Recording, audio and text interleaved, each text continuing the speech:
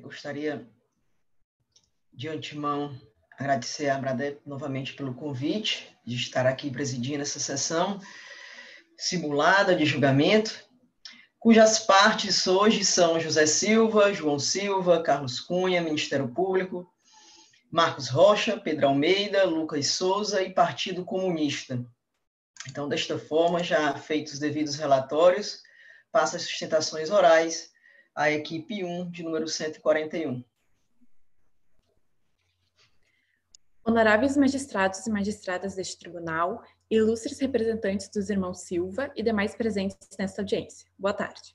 Me chamo Jordana Brustolin e, junto com a minha coagente Bárbara Barbieri Erig, faremos a representação de Carlos Cunha, Marcos Rocha, Partido Comunista, no caso Cunha, Rocha e Partido Comunista contra irmão Silva. Como bem proferido pela ex-senadora norte-americana Blanche Lincoln, os eleitores devem ter fé no processo eleitoral para que nossa democracia tenha sucesso. Por isto, esta representação sustenta que o procedimento eleitoral deve ser respeitado em sua integralidade, a fim de não ocasionar ruptura no sistema democrático. Primeiramente, excelências, gostaria de destacar que tratarei a respeito das preliminares de ilicitude das gravações ambientais presentes nos autos, bem como da desnecessidade da inclusão de Pedro Almeida e de Lucas Souza no polo passivo das demandas em litisconsórcio passivo necessário. No mérito, tratarei sobre a ocorrência do abuso de poder econômico no caso Intel. Passo então a análise das preliminares. No que tange às gravações ambientais, tem-se que o Tribunal Regional Eleitoral do Paraná entendeu pela ilicitude das gravações feitas no restaurante de propriedade de João Silva, o que impossibilitou a análise a respeito da alegação de captação ilícita de sufrágio. Contudo, conforme o entendimento desta Igreja Corte, são lícitas as gravações feitas, tanto em ambiente público quanto em ambiente privado, desde que elas sejam realizadas por um dos interlocutores da conversa, conforme se verifica do recurso especial eleitoral número 42.448.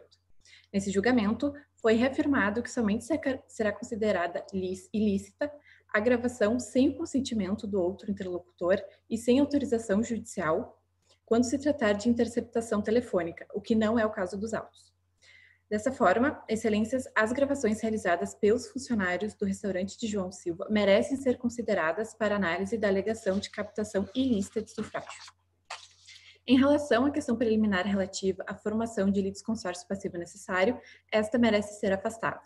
No que se refere à captação ilícita de sufrágio, se verifica que a sanção prevista na legislação eleitoral é a aplicação de multa e a perda do registro ou do diploma, nos termos do artigo 41A da Lei 9.504 de 97, motivo pelo qual não há que se falar em inclusão de terceiros que não sejam candidatos ou diplomados no polo passivo da demanda.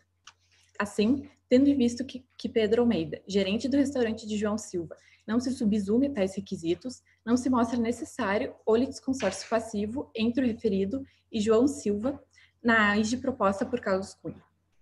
Ainda que esse não seja o entendimento de vossas excelências, entende-se que, nas situações em que o terceiro atua como subordinado do candidato que efetivamente praticou a conduta ilícita, não é imperativo a sua inclusão no polo passivo da lide.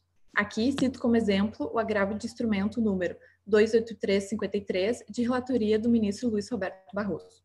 Assim, no caso em tela, Pedro Almeida atuou como mero subordinado de João Silva, repassando aos funcionários do restaurante a informação de que teriam suas situações melhoradas caso João fosse eleito. Resta claro que Pedro Almeida atuou como mero mandatário e que foi João quem praticou efetivamente a conduta de captação ilícita de sufrágio, mostrando-se, pois, dispensável o litisconsórcio passivo quanto a Pedro Almeida. No que toca a Lucas Souza, também não é necessário o litisconsórcio passivo, na medida em que condicionar a investigação e a análise de abuso de poder religioso a um terceiro se mostra descabido.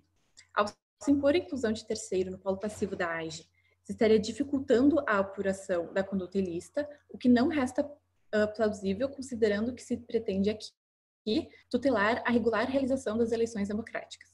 Assim, basta para apreciação da alegação de abuso de poder a inclusão dos candidatos envolvidos no polo passivo da demanda. Diante disso, magistrados, é inegável a desnecessidade do litisconsórcio passivo entre os irmãos Silva e Lucas Souza. Em relação ao mérito, vossas excelências, restou demonstrado no caso abuso do poder econômico, na medida que os irmãos Silva tiveram gastos de pré-campanha Gastos de pré-campanha. Realizaram gastos eleitorais acima dos limites previstos pela legislação, bem como receberam recursos de fonte tida como vedada. Como bem destacado pela ministra Nancy Andrighi, no recurso contra a expedição de diploma número 711.647, o abuso de poder econômico ocorre quando determinada candidatura é impulsionada pelos meios econômicos de forma a comprometer a igualdade da disputa eleitoral e a própria legitimidade do pleito.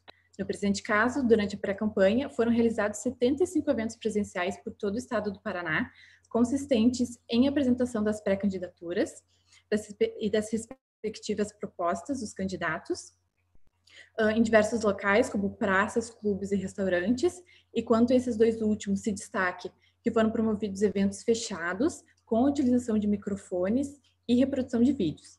Além disso, também houve, no caso, a divulgação na rede social dos irmãos de diversos vídeos elaborados por uma empresa especializada em marketing. Há também que se referir que houve doação indevida de recursos de pessoa jurídica à campanha dos irmãos, na medida que o dinheiro dispendido pelos candidatos é oriundo dos lucros da empresa da família Silva, o que vai de encontro ao entendimento firmado na DI 4.650. Além do já exposto dos documentos constantes, nas prestações de contas dos irmãos, se observa que os gastos de pré-campanha declarados foram aproximadamente o dobro dos gastos realizados no período eleitoral. Também se depreende do relatório apresentado pelo Ministério Público Eleitoral, que foram gastos R$ 8.000 acima dos limites previstos para os dois candidatos, destacando-se que esses valores não foram declarados, razão pela qual a condenação dos réus por abuso de poder econômico é o que se postula. Diante de todo o exposto, excelências, essa representação requer, preliminarmente, o afastamento da ilegalidade das gravações ambientais, bem como o reconhecimento da desnecessidade de formação de litisconsórcio passivo e, no mérito, a condenação dos irmãos Silva por abuso de poder econômico. Passo, então, a palavra à minha coagente Bárbara Barbieri para dar seguimento à análise do mérito. Obrigada à atenção de todos os magistrados.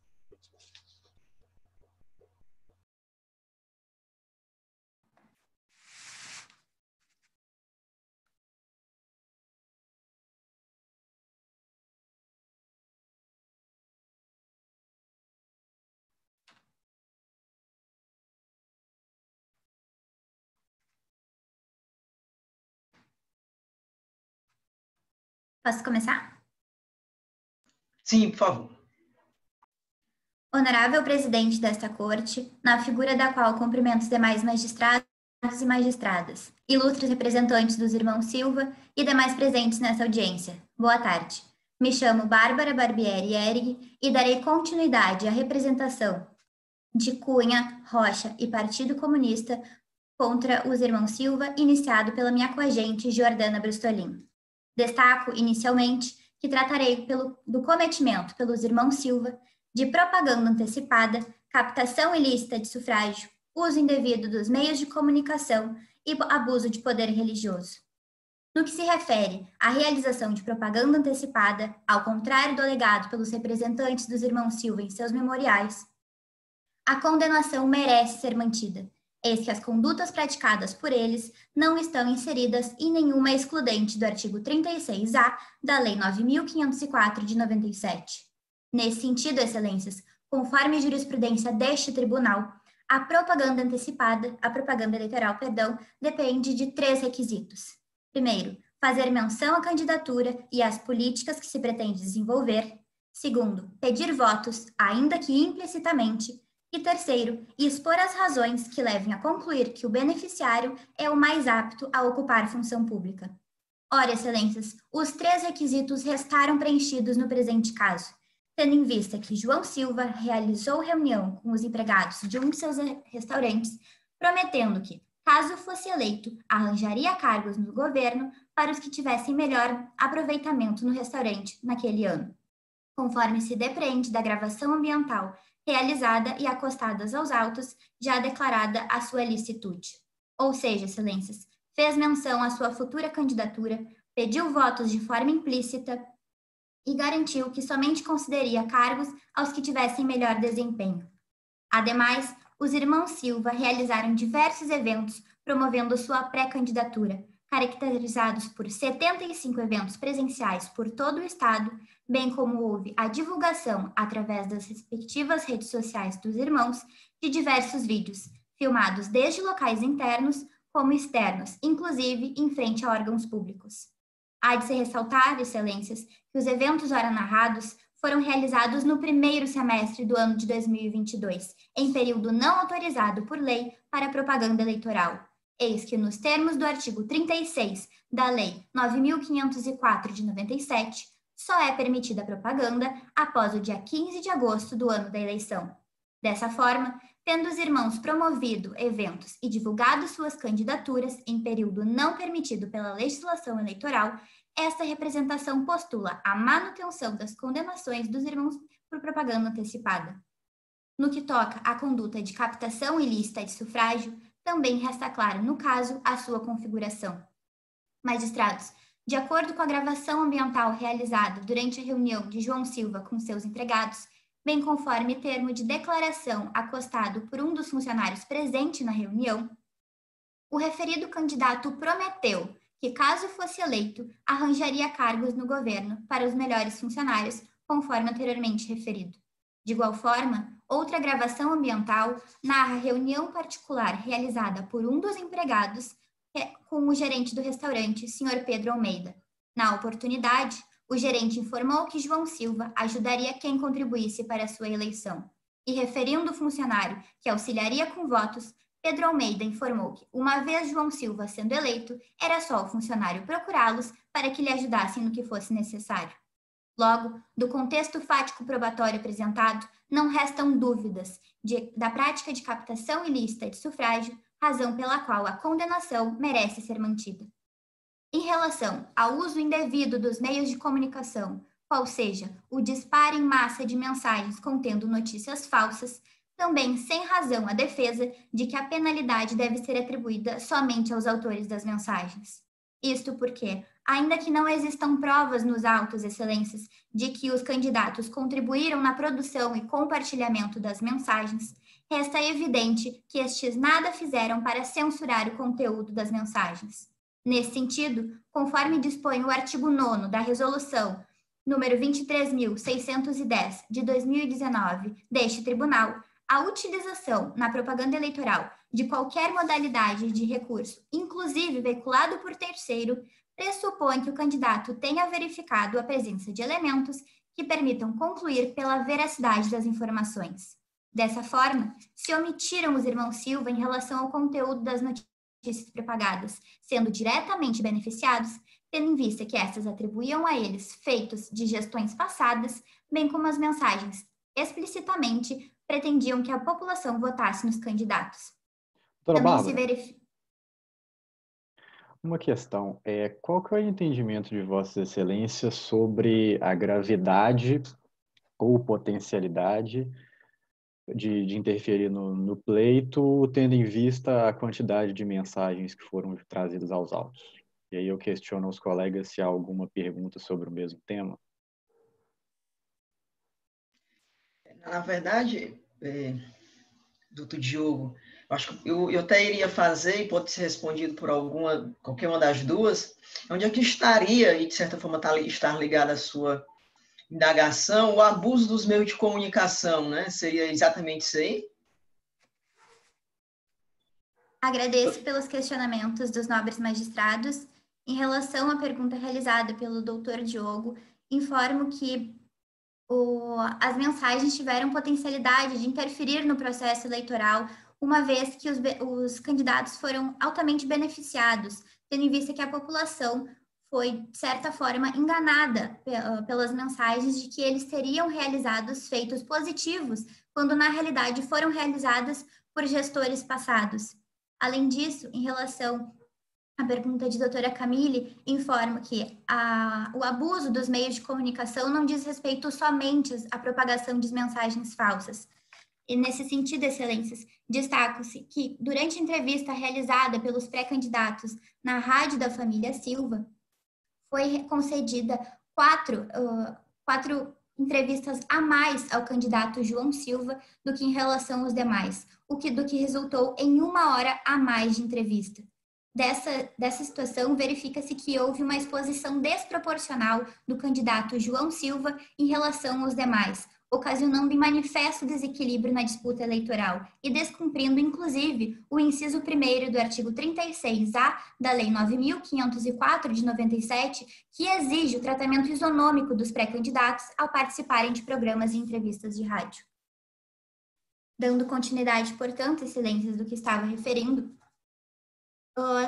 restou demonstrado, no presente caso, o favorecimento dos irmãos Silva por notícias falsas, bem como o tratamento incompatível em relação aos demais candidatos, restando necessária a manutenção da condenação dos réus em relação ao uso indevido dos meios de comunicação.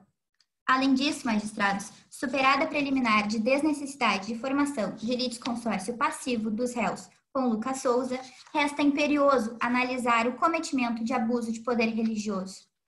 Excelências, no presente caso, o presidente do Centro Espírita, Lucas Souza, proferiu a 200 eleitores discurso favorável aos candidatos que estavam presentes no local. Vislumbra-se, portanto, que os réus foram beneficiados pela conduta perpetrada pelo líder religioso e nada fizeram para interrompê-lo, em local e horário reservado somente para o culto.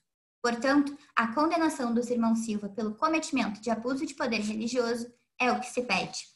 Por fim, excelências, reportando-me as palavras do ativista político Martin Luther King, o que mais preocupa não é o grito dos violentos, dos corruptos, dos desonestos, dos sem caráter, dos sem ética. Obrigada à equipe. 141, doutoras Jordana, e Bárbara. E passa agora a palavra aos doutores Bruno Alves e Jonathan Feliz. Na ordem, boa tarde. Na ordem já indicada. Boa tarde, excelentíssimo senhor presidente, eminentes ministros, colegas advogados e estudantes. Antes de dar início à minha sustentação oral, gostaria de citar Fred Henrique Souza, quando ele diz: com medidas radicais, não se faz uma nação. Isso não é Estado democrático de direito, e sim Estado de exceção. Hoje me incumbe a responsabilidade de, diante dos fatos que narrarei, deixar notório a ilegalidade dos argumentos que trazem os meus clientes, João Silva e José Silva, até aqui. Foi protocolado pelo senhor Carlos Cunha uma AIGE sob a acusação de que o agora recorrente João Silva provista o frágil e a propaganda antecipada. Sobre a propaganda antecipada, nenhum ato do meu cliente dissipou-se do artigo 36A, que foi citado pela senhora advogada, que não configuram propaganda eleitoral antecipada desde que não hajam pedidos explícitos de voto, a menção à pretensa candidatura, a exaltação das qualidades pessoais dos pré-candidatos, inclusive valendo-se dos meios de comunicação social e internet. E por seguir rigorosamente a lei, nada além disso foi utilizado pelo meu cliente. Outra acusação que é insustentável é a captação ilícita de sufrágio. O argumento pautado em tal facesto material probatório é frágil. Basearam-se em um termo de declaração de um funcionário e uma gravação ambiental de um outro funcionário em conversa com o gerente de um estabelecimento comercial de propriedade do meu cliente.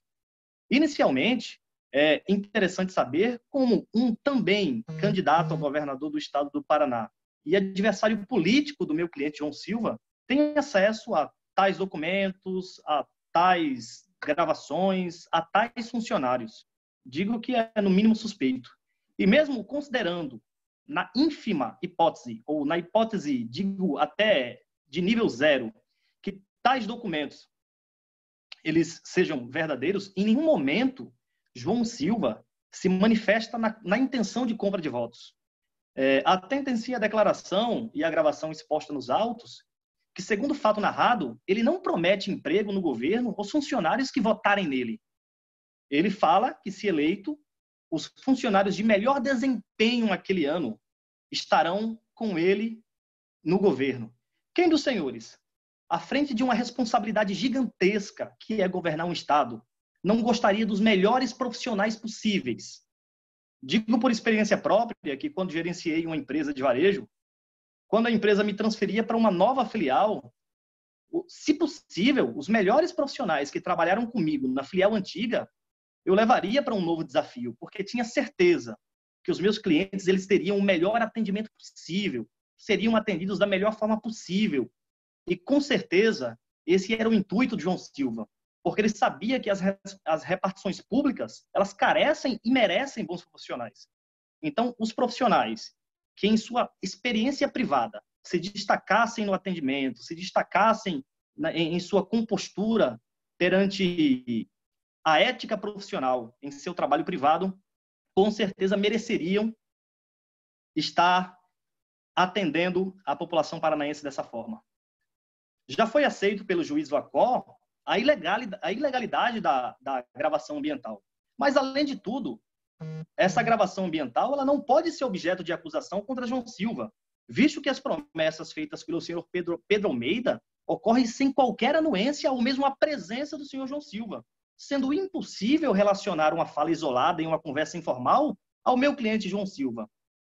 Ademais, Excelência, baseio-me na apelação civil 44422, de relatoria da juíza federal Vivian José de Pantaleão, que ela diz que a lei processual é clara ao dispor que o documento particular prova a declaração, mas não o fato declarado, competindo ao interessado em sua veracidade o ônus de provar o fato. Sob o uso indevido dos meios de comunicação, os disparos de mensagens falsas... Pois não, Excelência? Duas questões. Sobre a gravação ambiental, gostaria de saber o posicionamento de Vossa Excelência, especificamente em relação ao local em que foram realizadas, né, qual que é o posicionamento a respeito disso, e sobre a captação ilícita das circunstâncias dos demais requisitos, né, de autoria, os clássicos que a jurisprudência do TSE entende como necessários para a caracterização do ilícito. E questiono aos colegas se há alguma pergunta. Não. Pode responder, doutor Bruno.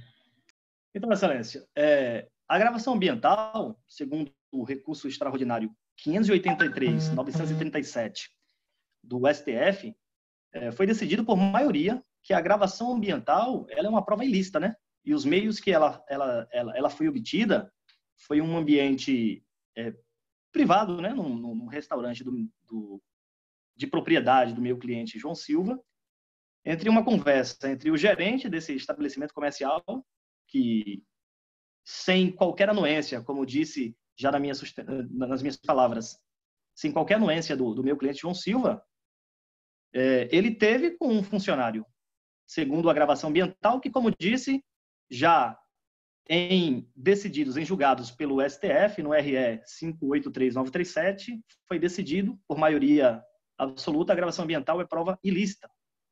E a outra pergunta foi sobre a captação ilícita de sufrágio. E, como citei, a captação ilícita de sufrágio, ela sequer é verídica e é denotada nos argumentos e nos autos anexados, porque não houve a captação ilícita de sufrágio, não houve, porque a captação ilícita de sufrágio ela foi baseada em cima desse termo de declaração e em cima dessa gravação ambiental. O termo de declaração, como citei a juíza federal Vivian José de Pantaleão, o documento particular ele prova a declaração prova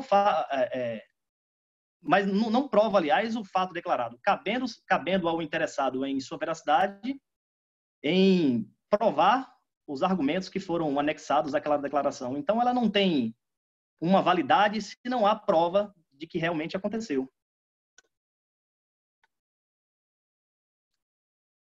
Entendendo respondido, posso prosseguir minha sustentação?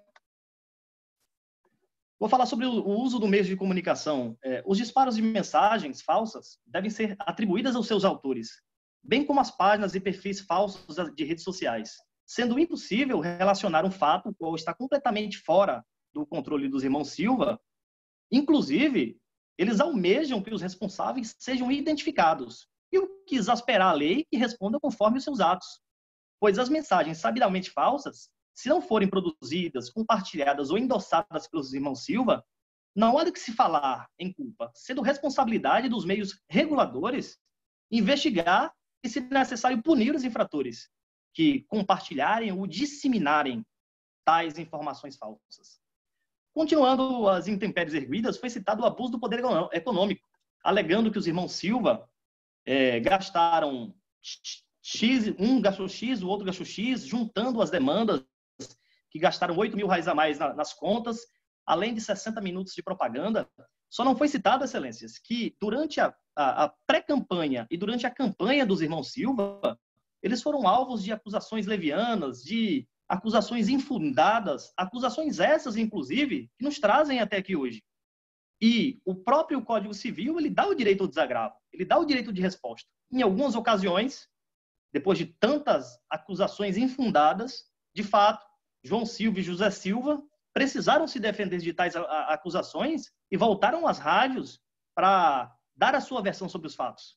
Então, algumas acusações do Carlos Cunha, do Partido Comunista e do senhor e dos seus oponentes, elas levaram à necessidade de que os meus clientes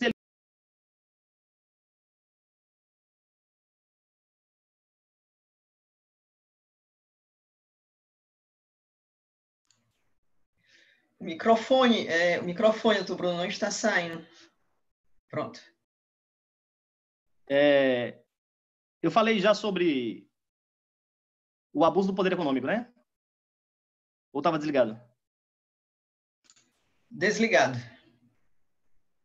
Então, continuando as intempéries erguidas, foi citado a prática do abuso do poder econômico, alegando que foi gasto R$8.000 a mais nas contas dos irmãos Silva. Bruno, o tempo acabou.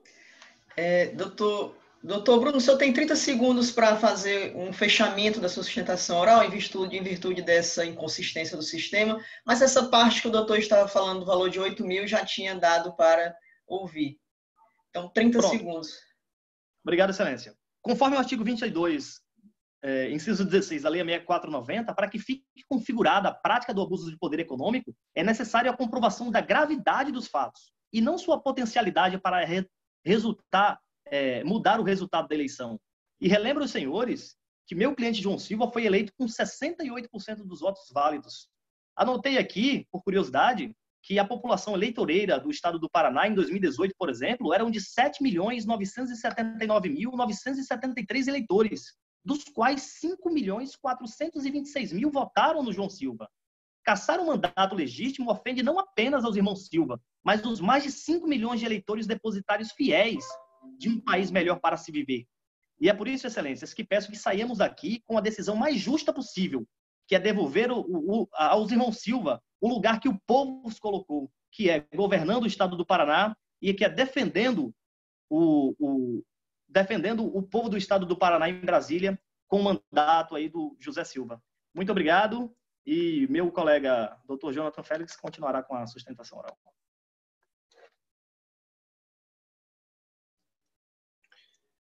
Excelentíssimo senhor presidente, excelentíssimos senhores ministros e colegas advogados, os meus mais sinceros cumprimentos. Excelências, em que pese as ações de impugnação de mandato eletivo e as ações de investigação judicial eleitoral sejam ferramentas primordiais, sejam ferramentas fundamentais para tão somente resguardar e garantir a lisura do pleito eleitoral e para proteger a própria democracia, tais institutos não podem, ou ao menos não poderiam ser utilizadas de maneira equivocada, com alegações políticas infundadas e com base em alegações que não correspondem com a realidade dos fatos para perseguição político-partidária. Excelências, se partimos do pressuposto que tais alegações comecem a ser admitidas nos processos, corremos o risco de ferir de morte aquilo que as próprias ações visam proteger, que é necessariamente a democracia. Excelências, eu gostaria de passar a minha sustentação oral para alguns questionamentos bem pertinentes, dos quais seriam as alegações feitas pelo Ministério Público sobre a propaganda antecipada. Excelência, no bojo do processo, na acusação feita pelo próprio Ministério Público, diz nessas alegações, inclusive foi uma das decisões sobre o acordo do TRE, que apesar da inexistência do pedido explícito de votos, os atos massivos ensejam pedido explícito de votos. Ora, Excelência, se fizermos uma interpretação equivocada, se fizermos uma interpretação extrapolando além do limite, corremos o risco de desfigurar tais instituto. Ao se afastar propositalmente a literalidade do artigo 36A da Lei 9.504 de 97, fica evidente, não resta dúvida de que as próprias alegações feitas pelo Ministério Público são baseadas em ilações. Para corroborar com a minha fala, Excelência, o relator Tarcísio Vieira, em sede de agravo regimental, disse o seguinte, que a interpretação do pedido explícito de votos deve tão somente ser o mais literal possível, cuja semântica, a própria semântica da palavra, seria o próprio pedido explícito de votos. Se ao afastar a literalidade do artigo de lei, a literalidade do próprio texto, corremos em risco de cairmos na mera subjetividade do acusador. Então, não é essa a proposta das ações.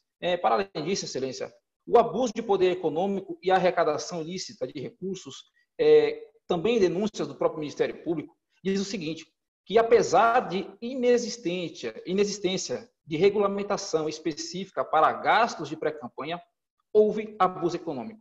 Excelências, eu lhes faço a seguinte indagação. Um dos princípios basilares do ordenamento jurídico, tal qual é o princípio da reserva legal. Como podemos imputar um fato delituoso ou até mesmo fato criminoso se não existe lei anterior que defina como fato criminoso? Não existe lei que trate sobre a matéria de gasto de pré-campanha. E a acusação recai sobre isso, fica um pouco acerca também da subjetividade do acusador. Para além disso, uma outra acusação que consta nos autos é o uso indevido dos meios de comunicação. Como bem disse o meu colega Bruno? Sr. Jonathan. Pois não, Excelência. Gostaria de saber o posicionamento de Vossa Excelência a respeito da alegação de arrecadação ilícita e decorrente de doação por pessoa jurídica. Excelência, pois não, muito obrigado pelo questionamento. Excelência, consta nos autos do processo que uma das acusações feita pelo Ministério Público seria de doação de pessoa jurídica indiretamente. Pois bem, do porquê essa acusação? As alegações feitas seriam tão somente dos lucros advindos das empresas financiavam as pré-campanhas dos irmãos Silva. Excelência, os irmãos Silva são administradores e proprietários de tais empresas. Os lucros advindos, inclusive, para meio de subsistência da própria subsistência, vêm das empresas. Obviamente que os lucros, o dinheiro propriamente dito gasto na campanha, na campanha e na pré-campanha, seriam advindos dessas empresas. Doutor Jonathan. Pois não, Excelência? O senhor mencionou a respeito do abuso, da tese de abuso do poder econômico, a ausência de previsão legal expressa no que diz respeito ao limite de gastos para a campanha e desde logo refutou essa tese com base no princípio da reserva legal. Eu perguntaria se a ausência de limitação legal, ela não poderia ser, ou o princípio da reserva legal, não poderia ser suplantado por uma possível violação a princípios jurídicos, e não exatamente a texto expresso de lei, mas aos princípios jurídicos, o princípio democrático, o princípio do pluralismo político e o princípio da igualdade de condições para a concorrência no pleito. Pois não, Excelência. Se tirarmos, foi como eu bem disse, ao tentar extrair critérios subjetivos para tão somente tentar punir algum candidato a algum pleito eleitoral, violamos princípios esses que são basilares do nosso ordenamento jurídico. A falta de previsão legal enseja, no meu ponto de vista, do ponto de vista da defesa, uma espécie de acusação infundada.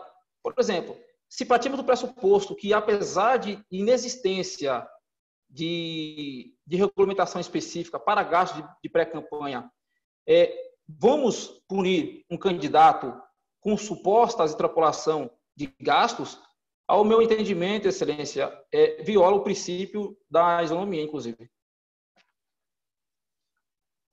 Dado como entendido, Excelência, eu gostaria de continuar a minha sustentação oral e, se possível, acrescer mais um tempinho na minha fala, por gentileza. Doutor, tem 30 segundos a mais, tá?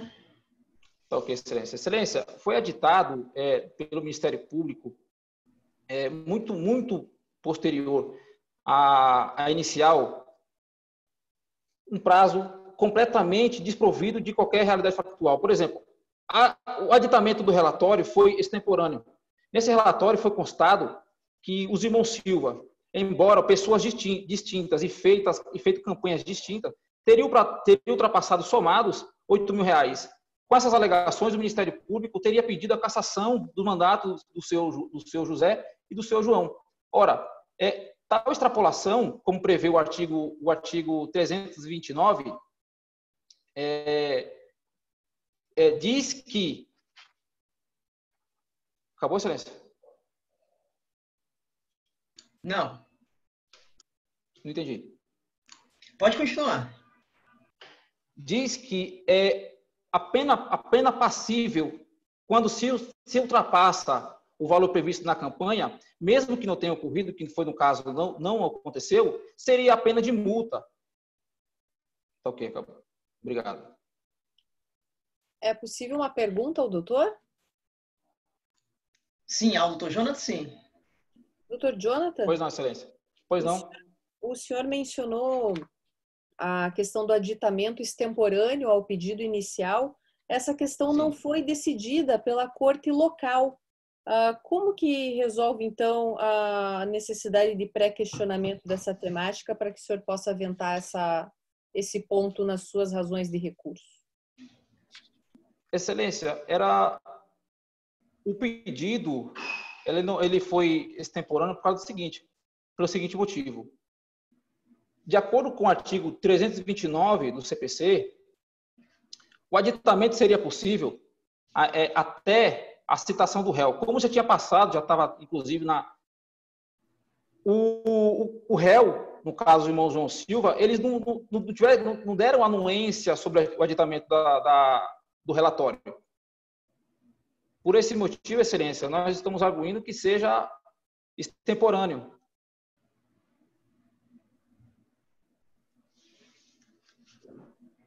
Satisfeita, doutora Ana Lúcia?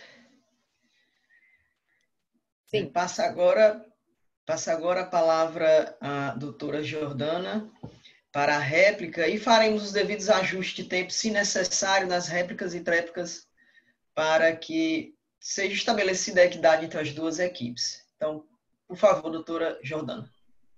Obrigada, Excelência. Magistrados, em que pese as alegações da defesa, tais razões não merecem prosperar. Quanto às gravações ambientais, restou demonstrado a licitude dessas gravações, na medida que a jurisprudência pacífica deste tribunal é no sentido da licitude, tanto das gravações feitas em ambientes privados quanto em ambientes públicos. Ademais, quanto ao conteúdo das gravações, é possível se vislumbrar no caso que, apesar de João Silva não constar em uma das gravações, as informações que são repassadas por Pedro Almeida ao funcionário em questão é no sentido daquilo que consta da primeira gravação constante dos autos, em que o candidato João Silva prometeu, sim, aos funcionários que, caso ele fosse eleito, ele ajudaria aqueles funcionários que tivessem o melhor desempenho no restaurante, de modo, então, que resta configurada a captação ilícita de sufrágio no caso. Quanto às mensagens ao uso indevido dos meios de comunicação, conforme referimos, a resolução número 23.610 de 2019 deste tribunal é no sentido de que os candidatos eles são responsabilizados por mensagens divulgadas contendo contendo informações a seu respeito, pois seria dever dos candidatos verificarem a veracidade dessas informações. Além disso, ainda quanto ao abuso do poder econômico e também ao uso indevido dos meios de comunicação, refere-se que, para a configuração de tais situações, independe do resultado do pleito, devendo essas alegações serem aferidas de acordo com a gravidade da situação que é revelada pela prova dos autos, o que ocorre neste caso. Desse modo, magistrados, se postula o provimento integral do recurso ordinário interposto por Carlos Cunha, Marcos Rocha e Partido Comunista e o desprovimento do recurso ordinário interposto pelos irmãos Silva, com, então, o consequente afastamento das preliminares suscitadas pela defesa e, no mérito, com a condenação dos réus por propaganda antecipada, captação ilícita do sufrágio, uso indevido dos meios de comunicação, abuso de poder religioso e também abuso de poder econômico. Agradeço a atenção de todos os magistrados. Doutora Jordana, posso fazer uma pergunta? Eu gostaria de saber o entendimento de Vossas Excelências a respeito das consequências jurídicas para beneficiários e autores das condutas, se Vossa Excelência defende uma consequências diferentes e, se diferentes, quais essas diferenças? No que diz respeito, obrigada, magistrado, pela pergunta inicialmente. O que diz respeito aos candidatos, se faz necessária a cassação do mandato, conforme ressoa demonstrado, e quanto aos beneficiários, entende essa representação, o que poderia ser aplicado a tais pessoas seria uma pena de multa, eis que não são candidatos, então não teriam como se aplicar questões relativas à cassação de mandato a esses beneficiários.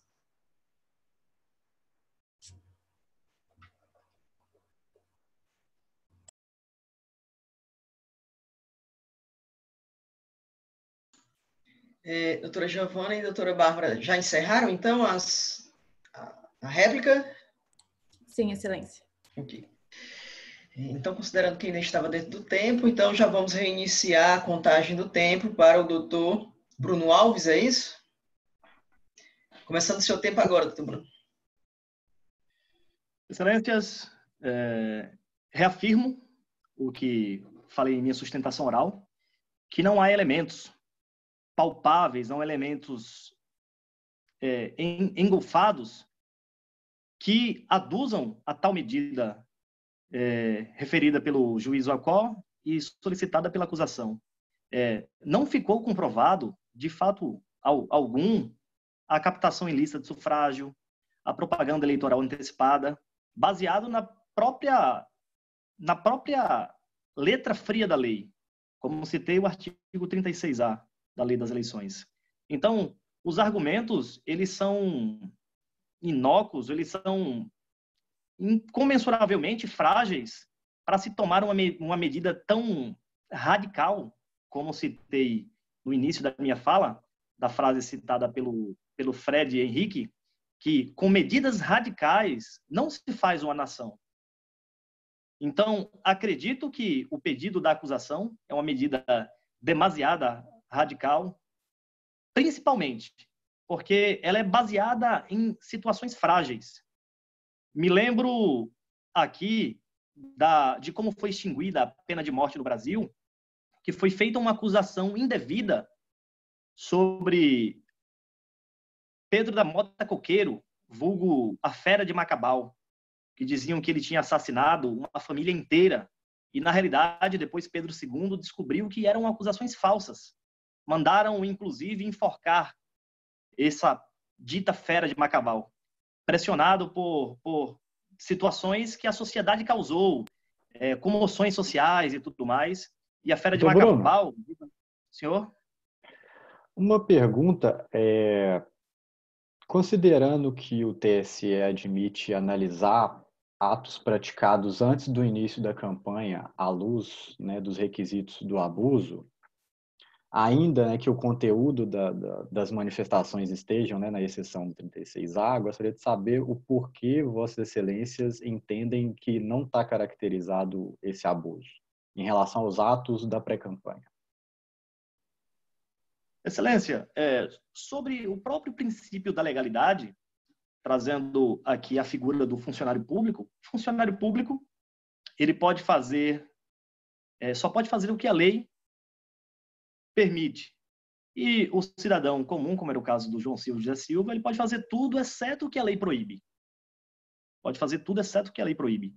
Então, não há uma delimitação sobre exacerbada sobre o que João Silva, nos atos de pré-campanha, é claro que seguindo uma legalidade, seguindo uma ética eleitoral, ele não infringiu nenhum artigo de lei, ele não ultrapassou algum limite inicialmente já dado pela lei eleitoral, pelo Código, pela Constituição Federal Brasileira, ou algo dessa natureza. Tempo encerrado para ambas as equipes. Indago se algum dos jogadores ainda tem alguma pendência jurídica ou ainda que fática dentro dos requisitos do recurso para o Tribunal Superior Eleitoral, ainda a indagar os participantes. E caso não, se tem alguma consideração final a fazer sobre o presente julgamento. Não, Excelência. Outro jogo também não. Então, parabenizo os senhores advogados. O julgamento declaro já encerrado, mas gostaria de acrescentar esse parabéns a todos vocês que chegaram até essa fase. Desejar sucesso e boa sorte para a fase seguinte, aos que a ela adentrarem, e dizer que fiquei muito satisfeito com o desempenho de todos vocês. Foram muito bem postos, cada um no seu polo ativo, bem representado, e o da defesa também, parece que foi escolhido a dedo, bem representaram, e fico esses votos de boa sorte para a fase seguinte. Obrigado, Excelência. Excelência. Laila? A comissão agradece efusivamente aos nossos excelentíssimos avaliadores, é uma honra tê-los aqui e parabeniza as equipes pelo brilhante desempenho. E já podemos encerrar a sessão, que será subida logo mais no YouTube, ok? Boa tarde a todos. Tá.